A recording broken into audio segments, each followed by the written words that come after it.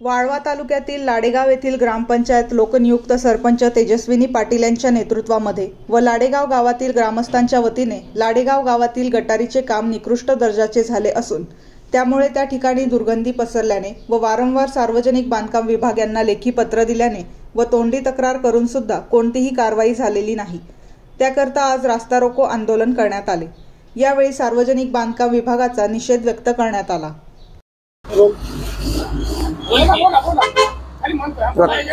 प्रकाश भीमराव पाटील राहणार लाडेगाव स्टँडवर नाल्याच्या गटाराचं काम व्यवस्थित झालेलं नाही आणि व्यवस्थित झालं पाहिजे आणि व्यवस्थित केलं पाहिजे ही माझी समस्या आहे। गटाराची व्यवस्था ती येऊन बघून जाणे आणि वर उचलून लेवल करून हे करणे असं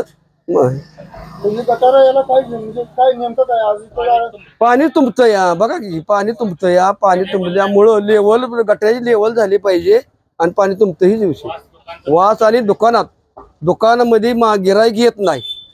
दुकानात गिराईक येत नाही कुठल्या कारणाने येत नाही का तर गटाराचा वास येतो इकडे होतोय त्यासाठी आम्हाला ही व्यवस्था करून पाहिजे आहे आणि लवकर होत असेल तर बघा नंतर पर्याय व्यवस्था माझा मी करतो। मी काय करणार आता मी काय हे करणार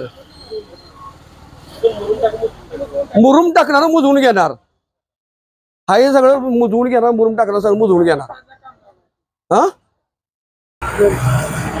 आज या ठिकाणी लाडेगाव चौकामध्ये बांधकाम विभागाच्या सार्वजनिक बांधकाम विभागाच्या मार्फत जे लाडेगाव इस्लामपूर रोडवरती गटर काम झालेलं आहे ते अतिशय चुकीच्या पद्धतीने झाल्यामुळं ग्रामस्थांना प्रवाशांना व्यावसायिकांना या ठिकाणी त्रास सहन करावा लागत आहे। सदरचे बांधकाम अतिशय निकृष्ट दर्जाचे झाल्यामुळं या ठिकाणी गटरमध्ये भरपूर प्रमाणात पाणी साठत आहे। त्याची दुर्गंधी येऊन परिसरामध्ये लोकांना त्याचा त्रास सहन करावा लागत आहे। त्यामुळे परिसरामध्ये रोगराई पसरत आहे।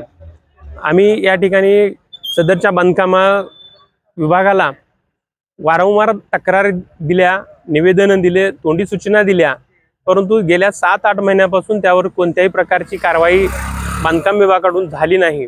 संबंधित कंत्राटदाराचे लाड कशासाठी हे बांधकाम विभाग करत आहे